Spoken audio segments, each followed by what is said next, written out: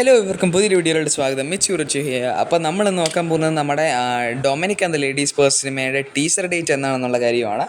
നിനക്കറിയാവുന്ന പോലെ Gautam വാസുദേവനാണ് cinema direct ചെയ്തൊരുക്കിയിട്ടുള്ളത്.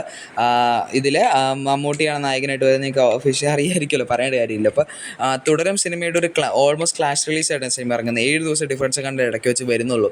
ഏതൊക്കെയാലും സിനിമയുടെ teaser എന്ന് ഇറങ്ങുന്നതിനെ പറ്റിയുള്ളൊരു ഒരു ഓൾമോസ്റ്റ് കൺഫേം ന്യൂസ് ഇപ്പോൾ വന്നിട്ടുണ്ട്. എന്നാണെന്നുള്ളത് കൺഫേം ചെയ്തവർ ഇതുകൊണ്ട് പറഞ്ഞിട്ടില്ലെങ്കിലും ഗൂഗിൾ റിപ്പോർട്ട് പറയുന്നതെന്ന് വെച്ചിട്ടുണ്ടെങ്കിൽ ഈ Dominic and the ladies person എന്ന സിനിമേൻ്റെ ടീസർ ഈ വരുന്ന ജനുവരി 1st വീക്കിൽ ഇറങ്ങുമെന്നാണ് പറയുന്നത്.